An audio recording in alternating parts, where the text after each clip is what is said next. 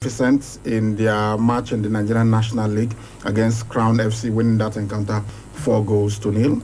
We planned starting it by discussing the English Premier League, how Barcelona are coping with life without Lionel Messi in the Spanish La Liga, and other pleasant things happening in the world of sports. Sports, unfortunately, last night we got the devastating news that someone who's very dear to us, a very good friend and brother, has passed on. I spoke with him on that's Sunday last week.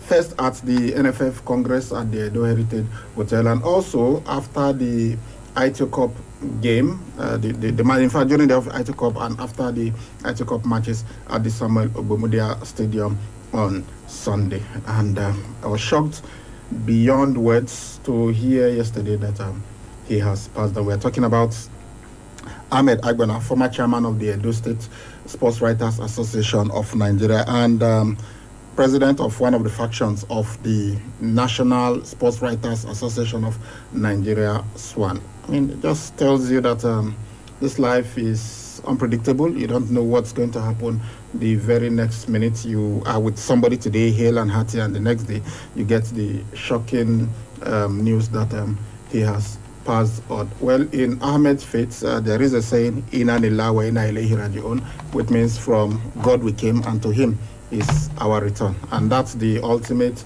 end of all mortals. We only pray that the Almighty will grant us the benefit of a good passage, so that by the time we leave, he is pleased with us. And we also pray that we live long.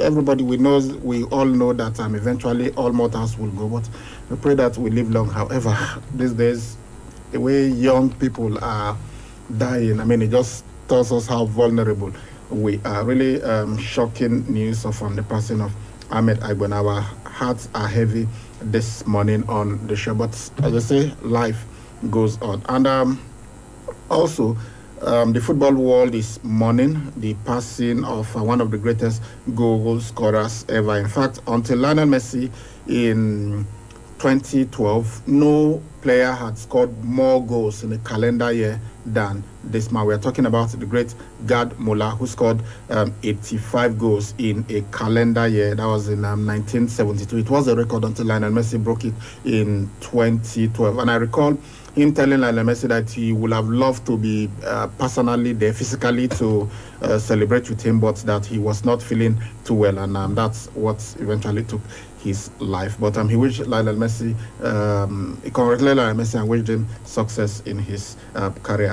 Gerd Müller, one of the all-time greats of world football, won the World Cup with then West Germany in 1974, won the Champions League 3 times consecutively with Bayern Munich, was awesome as a goal scorer. In fact, had the record of most goals at the World Cup, that was 14 goals, until the great Ronaldo de Lima of Brazil broke it at the 2006 World Cup. And we know now that record is held by another German, Miroslav Klose. So we are mourning the passing also of Gerd Müller.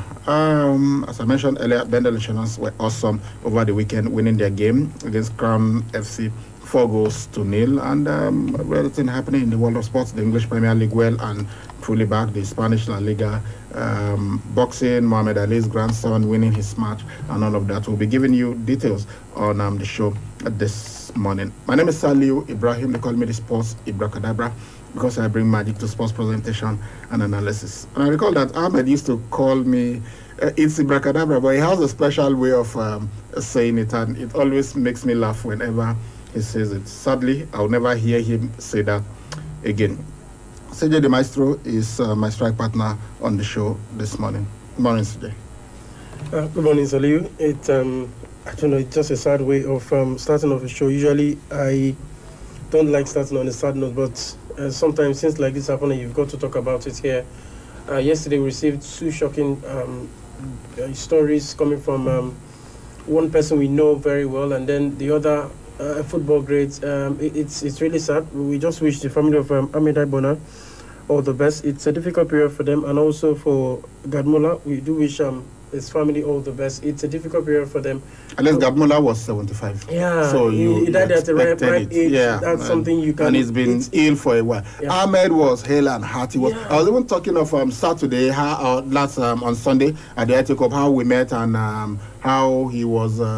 IT Cup, was it? When was it played? It was on Sunday. Okay. Yeah. How we joked. Even after the game, I recall tapping him as I was moving out, and I joked something that we journalists usually do to ourselves, and I said that into him, and he laughed, and he said, no deal, and those kind of stuff. And then as I was saying that on the page, so somebody told me that even yesterday, even the day that he died, that he was actually at their office in the afternoon, and he was hale and hearty, only for them to get the shocking news that he has passed. Yeah, that's the worrisome part of it. The way people die mysteriously these days is just something that we wish it doesn't happen again, especially to young people who are just in the twilight of their career.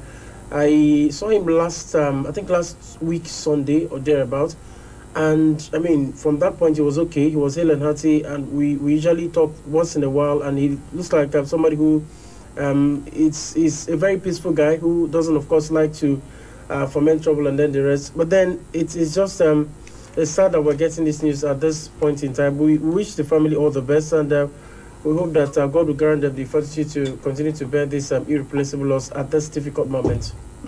Really, really sad that we have lost one of our brothers. But let's move on to other things. And of course, as we said too, Gerd Müller, the German great, died yesterday at the age of 75. And as I mentioned, was a prolific goal scorer. During his time, there was nobody close to him. He scored 547 goals in 594 competitive games during his 15 years at Bundesliga giants Bayern Munich. And as I said, he in fact got the winning goal in the 1974 World Cup when West Germany beat the Netherlands. Recall, the Netherlands had Johan Cruyff. First minute of the game, no German player had touched the ball, and the Netherlands, playing what they call total football, they got a penalty. Johan Cruyff was fouled, and then they got a penalty which was converted. The Germans too got their own penalty, they converted it, and then in the second half it was Gerd Müller who got the goal that made it 2-1, and that was victory for West Germany, and went on to achieve remarkable success playing for Bayern Munich, and they won the then Champions League, which is known as the European Cup. And he was called the Muhammad Ali of the penalty box. That was how good he was. He really foxed in the box, and fortunately he has passed away. He was born on the 3rd of November 1945, and he joined Bayern Munich in 1964. He was short and stocky, and then he was just an absolutely incredible player who could score different kinds of goals. And really, he also has 365 goals in 427 Bundesliga matches, which means he is the record goal scorer in the Bundesliga. And when you recall that he has retired now for decades, it tells you how great he is. He scored 40 goals in the 1971-1972 season, which is a Bundesliga record which was broken only last season by Robert Lewandowski, who scored 41 goals playing for the same Bayern Munich. Then in the 1969-1970 season, he scored in 16 consecutive Bundesliga matches. That is a mark that is still unbroken even till this day. 1970 to now, that's 51 years. 51 years, that record is still unbroken. There was the top goal scorer in 7 Bundesliga seasons. That's also a record. It was called the Bomber, the nation. That which means the nation's bomber. Is also the best goal scorer in German World Cup history. He scored more often. That's 78 goals than he played games. He played 62 World Cup matches. That is, in cup matches for Germany, including the World Cup, the Euros, and everything. So he got 78 goals in 62 matches. Then only Miroslav Klose has scored more goals for the German national team. Miroslav Klose has 71 goals than Gerd Müller, who scored 68. However, Miroslav Klose played more than twice as many international matches than Gerd Müller. Gerd Müller played 62 international matches and scored 70 goals. And scored 68 goals. But for Miroslav Klose, he played 137 matches and scored 71 goals. So if you look at that, yes, Miroslav Klose has the record, but when you look at the conversion rates, you know that Gerd Müller was one of the most clinical of his era. And just imagine if he played in this era. You'll be in the bracket of Lionel Messi and of course, Cristiano Ronaldo. Maybe even better than them. Referee protects the players these days and so many things. So those days, the tackles were brutal. So that's why when people say things like Pele and Maradona would not flourish in this era, I'm like, you guys don't know what you're talking about. Because then they were not even protected.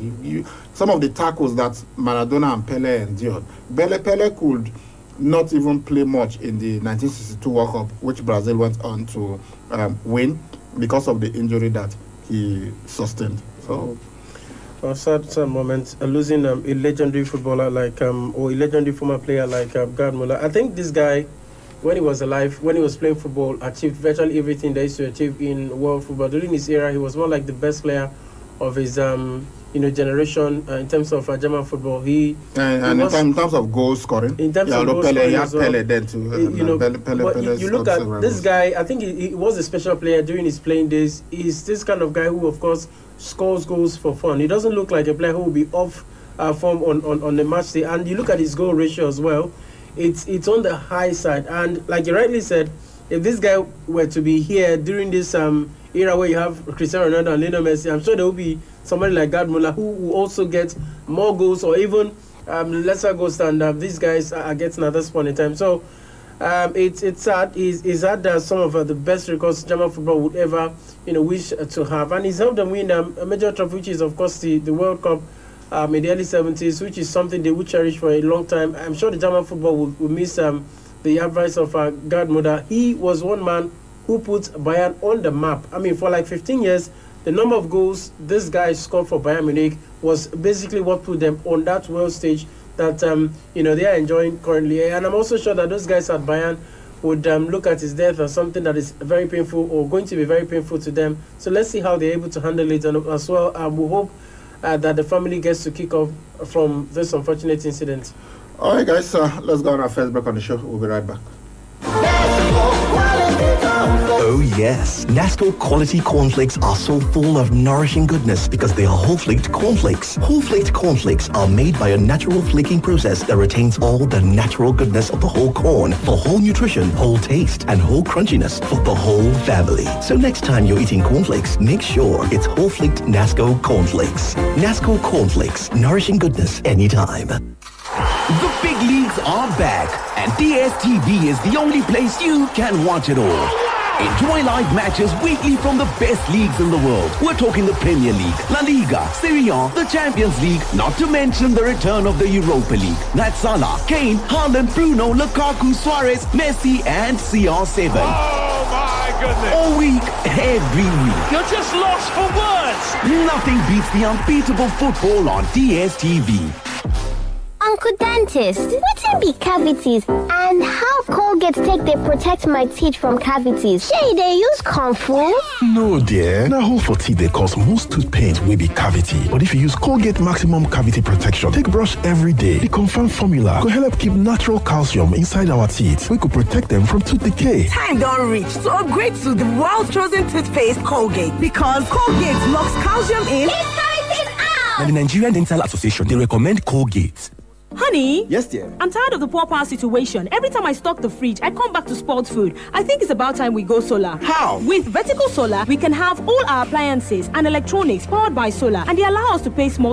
We can pay installmentally with as low as 36,000 naira monthly, spread across 12 months. Tell me more. I know you like the idea of paying small. Vertical Solar range of products can power all household devices, including air conditioners and water pumps. What are the benefits of solar power? We are talking uninterrupted power supply, no monthly electricity bill, no more spending on generator, and no more generator noise. I see. But how can I locate Vertical Solar? Head now to 28 Country Home Metal Road off Ajib Junction, Sapele Road, Benin City, or Blossom Mall beside Stop to Shop stores, DBS Road, Asaba. Or you can call them on 0816-170-1105 or 0703-623-4843. You can also send them an email on info@verticalsolar.com.ng. Vertical Solar, your lifetime power partners.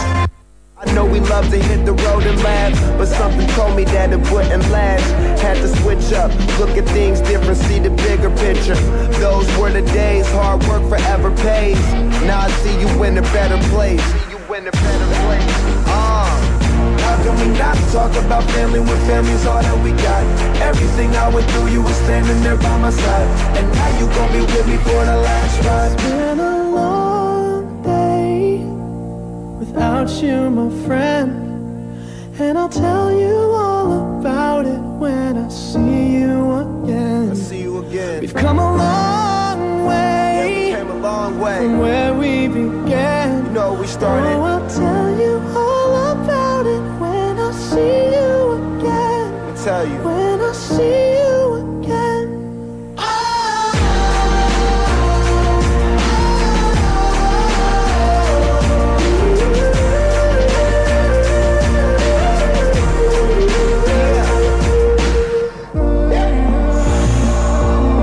Both go out your way and the vibe is feeling stronger. What's small turn to a friendship turn to a bond, and that bond will never be broken. The love will never get lost. And when brotherhood come first, then the line will never be crossed. Established it on our own when that line had to be drawn, and that line is what we reach. So remember me when I'm gone. How can we not talk about family? All right, welcome back to Sports Fiesta live on 92.7 KFM Benin City. We're mourning this morning the passing of our former chairman, Edo State Sports Writers Association of Nigeria, Ahmed Agbana, who's also president of one of the factions of the Sports Writers Association of Nigeria, that's talking about the national body, and also the passing of Gerd Müller, the German great who passed on yesterday. All right, let's go on now to more pleasant news and talk about Bendel Insurance and the Nigerian National League. Bendel Insurance were in action over the weekend and they beat Crown FC 4-0. They absolutely needed that because of what's going on in other matches in Group B2, boardroom points flying left, right, and center. So they just had to get that win, and they did. Yeah, I remember we said on Saturday that if Bendel Insurance had to win, they needed to win by 3 goals or more, and they did that for their fans and, of course, for the people of Edo State. It's important they begin to understand the politics of what is ongoing in the NNL and what is, of course, flying currently. We do know that Rama Stars have gained 6 points, 6 boardroom points, and when you do that, you're going to have 6 goals, and that's a plus for the team. So what you need to do as a team that is, of course, trying to keep up with Rama Stars, or if possible get above them, is you also have to score your goals as well. You've got to work hard and then get those goals. The good news for Bendel Insurance is that one, they won. Secondly, they scored 4 goals that they didn't concede anyone, which is a +4 for them. And of course, if you look at what they've got on the table right now, it's 43 points for them, which is massive for Bendel Insurance. They also understand that Remo Stars have the same number of points. If they give them the 3 points against Bayelsa United, absolutely, that will mean they're also for the 3 points. And if you look at the goals difference, even if you give Remo Stars 3 points, which you give them for 3, they have a goals difference that is inferior to that of Bendel Insurance. They have a plus that they have 25 goals. This is that they've scored. Bendel Insurance have 30. So if you add 3 goals to the 25, it gives you 28. So they are still 2 goals short of Bendel Insurance. That's why Bendel Insurance will have to keep scoring as much goals as possible. We like the fact that they are winning their matches, but they've got 2 matches left, and both of them away. One against GR Tete, the match that they did not play, and then the final match will be against Joy Comet in Lagos. Yeah, so these are matches that are going to be naturally difficult matches, because away matches in the NNL, it's usually a difficult one for opposing teams. So for Bendel Insurance, they've got to go there and then fight. We're glad that these days they've started learning how to play and get quality results away from home, which is important, which is going to be key for them. I like the fact that their destiny very much is in their hands, and they have to keep doing the things they are doing. If they're able to get at least 4 points from their next 2 matches, that should put them on hand to at least finishing top of the Group B of the NNL. Right now, they are fine, they are okay, but they need to score goals as well as win their matches. I hope they don't lose any of those 2 matches. If they do, I'm not sure how the situation will look like, because but Roma Stars also have got to play 2 matches. Yeah, so absolutely. I don't know the fixture, but I think there should be an away game. They have there. Yeah, absolutely. They have 2 matches left. That's if you give them the match against Bayelsa, which should put them 22-22, which is Bendel Insurance 22 matches, and then Roma Stars 22 matches as well. So let's just see how it gets to go. Do your job on the part of Bendel Insurance, and then you can look back and see what your opponents are doing. I'm sure that's what they're trying to do currently, which is good. I think they've been listening to us, and maybe they listen to this show a lot, because if we say a particular thing, they just go on to add more to what we have said, and we want them in the next few weeks to go on there and try to get at least 4 points, which is going to be important for them. Being on the same number of points does not give you.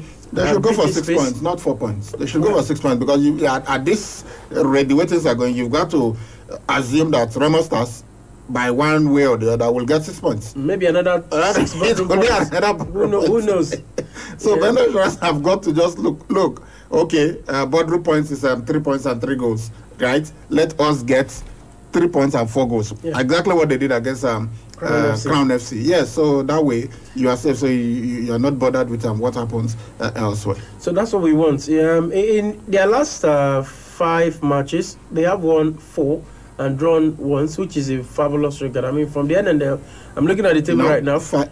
Bendel Insurance. In their last 5, they've won all 5. They've won all 5 since the restart, as in since after they returned. They've not drawn any game. They've won all.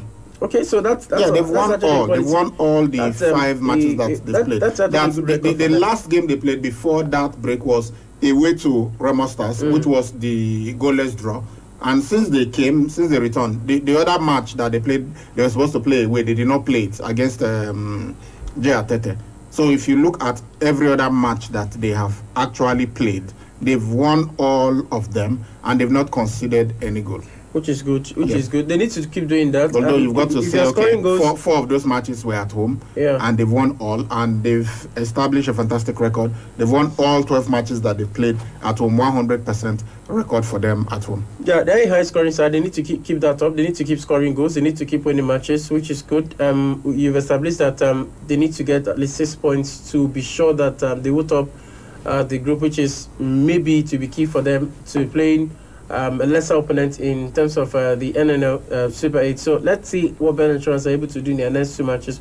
Or wish them all the best. Hopefully, we'll talk to the NNL so that we know exactly how the format is going to be.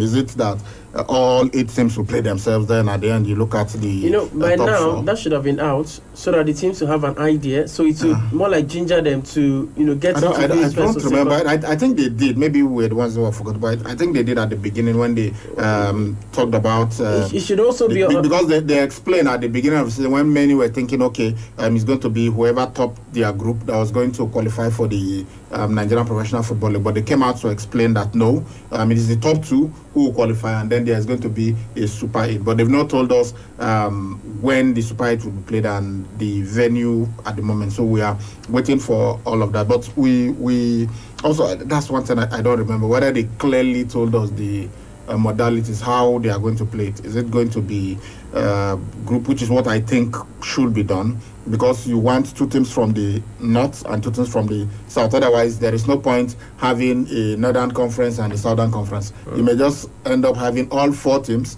qualifying from Group B1 and Group B2, all 4 qualifying from Group A1 and Group A2, which means you have 4 teams from the north or 4 teams from the south. So the best way will be 4 teams will come from the south, 4 teams will come from the north. So you take 2 from the north, 2 from the south to get the 4 that will be promoted to the Nigerian Professional Football League. So one way to go about it, which I think will be the best, will be to say, okay, top of Group B1 play against second in Group B2. That's how it's go. Then top of Group A1 play against second in Group A2. So the winner of those matches will advance to their conference finals. And you know, those 2 conference finalists have already qualified. Absolutely. Yes, then whoever wins will now play the winner of, if let's say Bender Insurance wins the conference final in the Southern Conference, they will play against the team that wins the conference finals in the Northern Conference to know who is the champion. But already, whichever team qualifies for the conference final has already made it to the Nigerian Professional Football League. That's one way I think they should go about it. But we'll get confirmation from the NNL to see how the format is going to be. All right, from Nigeria now, let's go to, unfortunately, we were devastated with what happened, and so it was just sad for us in Nigeria. But let's move on now to the to Europe and see what happened over the weekend. We'll look at the results from the English Premier League, the German Bundesliga, the French Ligue 1. All right, well, on Saturday, of course, the Premier League somehow gave us a lot of matches to cherish. Okay, let's talk about what happened on Saturday in the Premier League for Manchester 1. Manchester United beat... actually started on Friday with Arsenal. Yeah, it has started on Friday, but then we saw the, many of the matches for match week 1 happened on Saturday. On Saturday, Manchester United trashed Leeds United 5-1. Burnley lost at home to Brighton 2-1. Chelsea trashed Crystal Palace 3-0. Everton beat Southampton 3-1. Leicester City 1, Wolverhampton Wanderers 0, Watford 3, Aston Villa 2, Norwich City 0, Liverpool 3. Okay, so Liverpool starting on a bright note once again. Mohamed Salah gave a record in that match. He became the first player to score in 5 consecutive opening day fixtures, just as Robert Lewandowski in the German Bundesliga became the first player to score in 7 consecutive opening day fixtures. All right, so let's also look at the Bundesliga results. No. On Sunday, we had Newcastle United play against West Ham United, and West Ham won away from home 4-2. And then Tottenham Hotspur, without Harry Kane, played against the champions Manchester City, and Tottenham Hotspur won 1-0. Heung-min Son getting that goal for them. And you've got to ask, and I had the fans of Tottenham Hotspur singing, "Harry Kane, are you watching?" He was nowhere in the stadium, and it was even the manager was asked if he will play the next game. He said, well, he's still their player, they will see what happens. But Manchester City beaten by Tottenham Hotspur. Manchester City, we've got to say, it's not the strongest Manchester City side. There are some other players that have to come into didn't the have team. Harry Kane too, so... Yeah, but Manchester City were... If you look at the amount of money they used to buy their players, the players on the pitch on the day, even the ones on the bench, when you add that up, it's an outrageous amount of money. So they should be doing better in terms of getting, a result against Tottenham. And it started, as we said, on Friday with Brentford playing against Arsenal. Brentford, of course, beating Arsenal 2-0. Well, controversy. First day of the English Premier League. They have been praising the referees and the assistant referees and VAR all weekend. But in that match between Newcastle United and West Ham, was that the game? Yeah, Newcastle United and West Ham United. There was a controversial call where West Ham got a penalty, which Antonio took. The goalkeeper saved it, but Thomas Suchek tapped the ball in to make it 3-2. To make it 3-2 in favor of West Ham United. The penalty call was questionable. I didn't see it as a penalty at all. It was not a foul because the player clearly got the ball. He got the whole of the... In fact, he stabbed the ball onto the leg of the West Ham player, and the guy got up, wanted to continue the game, but suddenly the referee said it was a penalty. I was thinking VAR would at least tell the referee, because they have the benefit of watching the replays. They should have told the referee, please go and review it. And if the referee had reviewed that, perhaps he would not have given it. And that's exactly the kind of decisions that they said they are not going to be giving soft penalties this season. And in a match, first day of the English Premier League, we are already seeing that. Yeah, maybe they advise the referee to check, and the referee says, I saw that clearly as a penalty. You know how adamant some of these referees can be. He wasn't advised. The commentators were saying it. If he were advised, I'm sure he would have gone to say, because it wasn't like it just happened at the referee blew. It took some time before he sounded his whistle. So it's like he wasn't absolutely sure, but maybe VAR did not tell him anything. That's why I'm thinking if he's convinced it's a penalty, then he would, maybe not need to check out the side monitor. But then on the part of the referee, I'm struggling to say why he took such a decision, knowing fully well that he could have gone to the VAR if he wasn't sure to check it out. And we know how it is these days. They always tell you that the center referee has got the final say. When the VAR came in, we're seeing interference coming from the referee at the VAR room, letting the referee know, do this and then that. But then the middle and said, no, the center referee should be in charge of the game, and that's what we are, seeing currently. But then referees have got to do better. It's too early to start talking about controversies in the Premier League. The rules were touched a bit, so referees can have a better understanding of what they should do on the match day in the new Premier League season, and then of course for the other leagues of the world, if they decide to adopt such laws. So we hope the referees will do better this season. We don't want situations like this to keep up. Imagine where that penalty was not given. The match would have, it was 2-2 at that point, and it was a very exciting game, open-ended. It may not have gotten to 4 goals for West Ham. So that's some of the things that do affect destinies of matches. You've got to look at decisions like that, things that could shape the physical nature of a match, and then you're so sure that it's a penalty. By the time you consult the VAR, I'm not sure we'll be having. If you had consulted the VAR, I don't think we'll be having this particular discussion. So the referees in England have got to do better. Some people say they are the worst set of referees you can have in the world. I'm not sure about that, but then they need to do better. You should come and check the Nigerian Professional Football League and the Nigerian National League. All right, let's go on to other leagues. Spanish La Liga also on. Yes, the Spanish La Liga also on. Of course, we know how it is in terms of the Spanish La Liga. The two biggest guys who used to be there are no longer there. Cristiano Ronaldo, Lionel Messi are no longer at the Bundesliga, so they've got to keep up with the other players there. On Saturday, Cadiz played a 1-1 draw with Levante. Mallorca also played a 1-1 draw with Real Betis. Deportivo Alaves lost at home to Real Madrid 4-1, and Osasuna played a 0-0 draw versus Espanyol. Let's also check out the results for yesterday.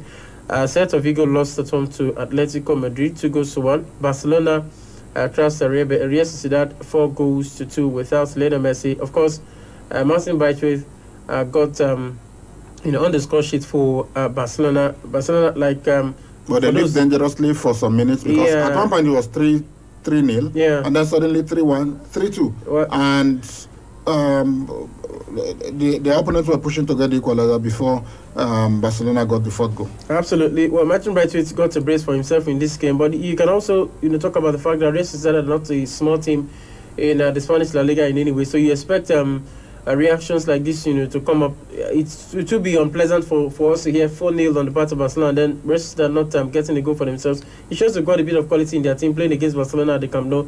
Okay, for the last results coming from the La Liga yesterday, we saw Sevilla trouncing Rayo Vallecano 3-0. Let's also check out the Bundesliga.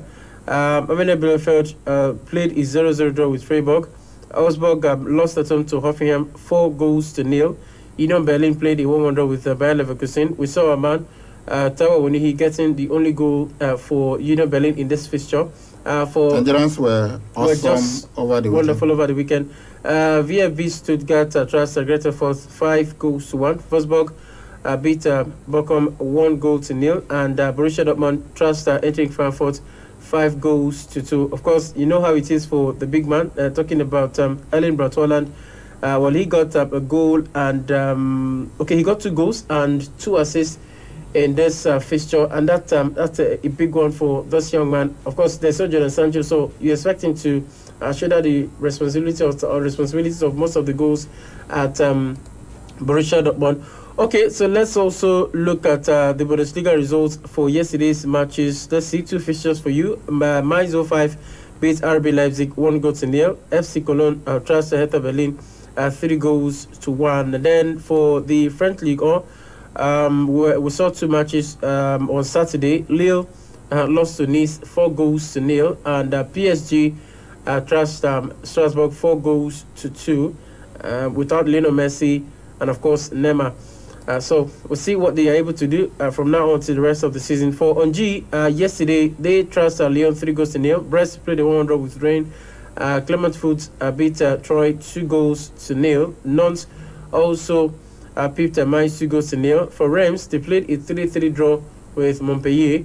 Lens played a 2-2 draw with Saint-Etienne, and of course Marseille also played a 2-2 draw with Bordeaux. Well, something happened in this match because Super Eagles winger Samuel Carlo collapsed 5 minutes into the match, and he collapsed unchallenged. So he played a few more minutes after getting up. That was reckless on the part of the medical. He shouldn't have continued that game in any way. I don't understand. That's like the second time it's happening in his football career. It happened in 2019. Yes, just before during the African Cup of Nations. Before we played in the AFCON, and then it's they happening said it was again. the same thing. The first time it was dehydration. Yes, that this time around, dehydrated. They said it was too much heat and everything. There was too much heat yesterday in Marseille, and but then if there's so much heat, you shouldn't allow a player who just collapsed to continue playing. Makes absolutely no sense in any way. Somebody almost died, and then you're telling the person to get up and continue playing. Even during the African Cup of Nations, he still played. Eventually featured for Nigeria. Well, wanted to complain, but I felt okay. The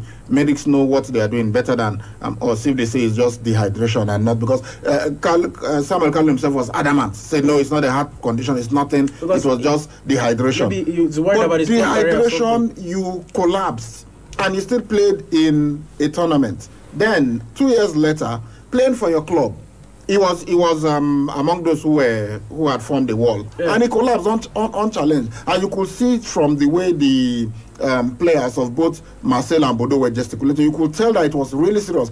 Just like, oh my God, the Christian Eriksen situation again. They also formed a circle around him to protect his privacy and all of that. And then he was taken off. And I just could not understand how he convinced the medical crew that he was fit enough to continue. It doesn't matter whether it was dehydration, whether it was the heat, whatever caused it. If a player collapsed on the pitch, he should not be continuing that game. I just wonder. And they allowed him to continue for a couple of minutes before they eventually took him off. You just imagine such a decision. You're coming from the people at Bordeaux. Human lives does matter. In as much as you pay him a lot of money, his health is also important. I think CAF, FIFA, UEFA, and all the football leagues, they should empower the referee. The referee should have the power to say no, even if the medical crew says this player is fit enough to continue. No, he has collapsed. Or even the match com should say no. Should be substituted. We should talk about head injuries. If the moment the player has got a head injury, they've established that of concussion, but that one you still have to rely on the doctor. It's the doctor that will tell you whether the player was concussed or not. That's understandable. But then when a player collapses on the pitch, it's a serious matter. You're not so sure what happened to him until the tests have been carried out, and then you now find out. So you've got to take him off as a precaution first of all. And then you can start talking about tests, and then the rest. That you start also looking at the fact that if he can continue playing for the rest of the season, so you expect people at Bordeaux to know better. They're in the Western world. They should understand consequences of having a player collapse and then continue playing again. It makes absolutely no health sense in any way. I was really shocked though when he continued. I mean, if it had happened in the Nigerian Professional Football League or in the Nigerian National League, we'll be criticizing it. So I do not understand for the life of me why Samuel Carlo was allowed to continue that game, and eventually he was taken off. Anyway, the medical, but I don't know anything about medicine. The experts, they know, but from what we've seen in the past, with what has happened, I mean, a player that has collapsed, and I want to believe that the doctor there will have his medical history, and he will have known that this is not the first time that this thing is happening to this player. So you don't allow him to continue. I mean, look, maybe now my advice is there should be a thorough medical examination of Samuel Kalu, because his life is more important. He's already if he stops playing football today, I don't think he's going to. He's not going to be poor for the rest of his life. People will never have the kind of career that he has had. He's played for the national team. He's played for a top club. He plays in one of the top 5 leagues in Europe. So his life is more important. Yeah, his life he is one of my favorite wingers in the Super Eagles. I prefer him than some of the wingers that the coaches seem to favor. I absolutely love Samuel Kalu. He's a terrific player. So I want to see him. But we've got to prioritize his health. If something is happening with him, if a player is having fainting spells, then maybe we've got to, especially looking at what's happening in the world right now. If he needs a defibrillator like Christian Eriksen or something should be done. I don't think they should leave him like that. This is the second time it has happened, and we are all lucky. We are happy, but I was worried for a moment. I mean, 5 minutes into a match and then someone collapses. It's not like he's played 45 minutes. It's not like he's played 80 minutes or 70 minutes during the course of the game. Just 5 minutes.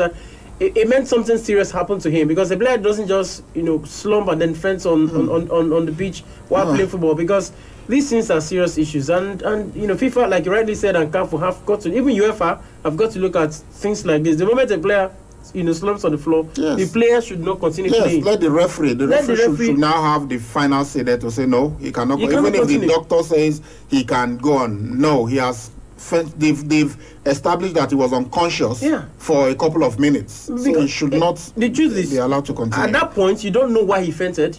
You can only guess. But the doctors it wasn't like there was a collision. Even if there was a collision now, fine, I can understand that, okay, it's just the force of the impact that made him to collapse and all of that. It's normal. He will be okay. But he just fainted on his own. Nobody challenged him. And then he continued the match. No, it should not happen. I'm no medical expert, but that should not be happening. Okay, let's go to tennis now and tell you that Roger Federer has announced that he will be sidelined for many months. Roger is 40 years old. Much as we love him, much as we want him to play forever, you just know that it's getting towards the end. I think it after he won his 20th Grand Slam, it was the beginning of the end. Maybe we've even seen it coming for quite some time. When he was unable to win the Wimbledon title, even though he was leading against Novak Djokovic, maybe that should just tell us that look. Well, I think he has done enough. Yeah, I think at this point he has had another knee surgery, so he said he's on crutches, so he doesn't know when he will be coming back. I think he has achieved what majority of the tennis players in the world they've not achieved. I think he's done more than many tennis players. What is she be talking about? Right now? There are only 2 people that, even those 2, is just in terms of Grand Slams. There are other records that he has. They cut off with him. And there are other records of Roger Federer that they will not. You can say Federer is the best tennis player of all time. You can sit down and then argue. You can argue it with facts. So that's why. Even if they surpass him, you can still argue. I can argue, convince anybody. I mean, if somebody gets to 20 major Grand Slams, even if you catch up with him and then beat him, he will still also be regarded as someone who has done a lot. You're the first to do it. So I mean, for Federer, I think he should be looking at himself, looking at his health, and then thinking about retirement. I don't know how many majors he can still play, but it will be difficult to see him playing until next year. From what we are getting from, of course, the history of injuries he's had in the past, and of course what he has done so far, I think he has done what a lot of tennis players, or majority of them, will never do in their tennis career, which is get up to 20 majors. It takes some level of consistency to get up to 20 majors. It could even go as far as maybe 15 years or even 18 years, to achieve that. So for him, he should be talking about sitting this one out. Okay, finally, let's look at boxing. The grandson of Muhammad Ali, Nico Ali Walsh, won his debut professional bout. He wore a pair of shorts that was given to him by his grandfather. He's 21 years old, and he defeated Jordan Weeks in his first professional fight. After 70 seconds, Weeks was on the floor, and then eventually the fight was stopped in the first round. So Muhammad Ali's grandson, Nico Ali Walsh, if you are wondering, he's the daughter of Rashida, he's the son of Rashida, the daughter of Muhammad Ali. No, he's not the son of Leila Ali, who was a professional boxer also and did not lose a single fight in her entire career, even defeating the daughter of Joe Fraser. Okay, so Muhammad Ali's son making his debut in boxing and winning. Well, congratulations to Ali Walsh. We spoke about him a few weeks ago, and we spoke about this fight.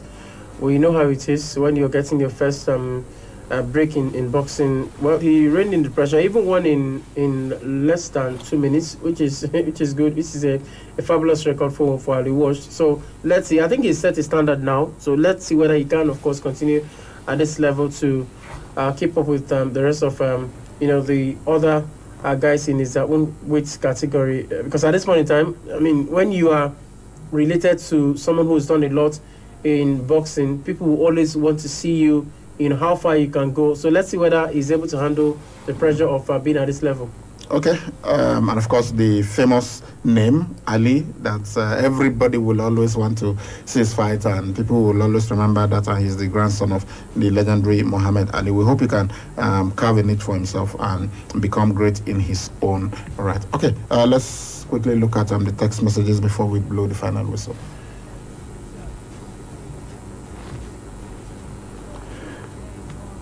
Okay, we'll look at the text messages in the evening. Let's go to other stories and look at what's happening. If you are a Chelsea fan, well, we can tell you that Tammy Abraham has left Chelsea. In fact, after that game when they played against Crystal Palace, we saw him with his bags packed, and he hugged other players. And that was to tell you that he's just saying goodbye, especially Nathan Chalobah. He hugged him and was whispering into his ears, and then later we saw him with his bag departing. So he's been sold. He will be having his medical today. We've seen him. He's landed in Rome, and the Romans gave him a terrific welcome, and it's for 34 million pounds, which is about 40 million euros, and Chelsea inserted a buyback clause of 68 million pounds, but it's not going to be in effect until 2 summers. That it's going to come into effect in 2023. That's when, if Chelsea wants to buy Tammy Abraham, they can give Roma 68 million pounds and they can have Tammy Abraham back. But Tammy has left Chelsea. Well, congratulations to him. I mean, for Chelsea, he's considered a fringe player, and I mean, for a player who is still under 24, he's got to play football. He wants to play. He's hungry to play. He's going to a new league, a new environment. He's been in England all his life, and I mean, going to a new environment, sometimes it's difficult for you to keep up with the level of technicality in the Italian Serie A. We've seen good players go there, and then of course not shine. But then we've seen players from England also go there and do well for themselves. Beckham was with AC Milan for some time. We also saw Lionel, spending a better part of his life in England, also going to Torino to do well too. So I would just hope Fikayo Tomori is at AC Milan, so so I just hope that his own situation will not be different. Playing under Jose Mourinho should help him a lot. Mourinho has a way of giving confidence to players like him, to excel. So we hope he gets to score the required number of goals to become a success at AS Roma. Well, like you mentioned, in terms of his buyback clause, it's not going to kick in until the next 2 seasons. So let's see how far he can go. Okay, we can also tell you that Kylian Mbappe, it seems, is determined to leave Paris Saint-Germain, even with the presence of Lionel Messi. So maybe he's not even happy that they got Messi. He has turned down a new 6-year extension to his contract with PSG, which is going to expire next summer. And we hear that he prefers to join Real Madrid. He did not join his teammates for Ander Herrera's birthday on Sunday, and we hear that he's set for a meeting with PSG President Nasser Al-Khelaifi on Monday. And Al-Khelaifi himself has said that Kylian Mbappe has absolutely no reason not to sign a new contract because, hey, Lionel Messi is there now. Everything is going on. They've got the world-class players to win the title. So why will he want to leave? But it appears he's determined. He's determined to leave Real Madrid, and you want to leave PSG, and he wants to go to Real Madrid. But he's got Sergio Ramos as a teammate now. Maybe Ramos will have told him, okay, that place, no go. Anyway, that's our package for this morning. We'll see you in the evening at 4 p.m. But this time, we'll be talking football only on the show that we call Balls of Fire. But before we go, time to blow the final whistle. 92.7 KUFM. It's just an emotional journey, this whole ride. This lived up completely to my expectations. Obviously, my grandfather, I've been thinking about him so much. I miss him. Nico Ali Walsh paid tribute to his grandfather, Muhammad Ali, as he won his debut professional bout against Jordan Weeks, wearing a pair of shorts he had given him. And that's the final whistle here on Sports Fiesta this morning. All right, that's our package. As I said, we'll see you at 4 p.m. or this time it will be on Balls of Fire, where we talk football only. My name is Sali Ibrahim. They call me the Sports Ibracadabra. I've been doing this with CJ the Maestro. We say may the souls of Ahmed Agbana, our former chairman, rest in peace.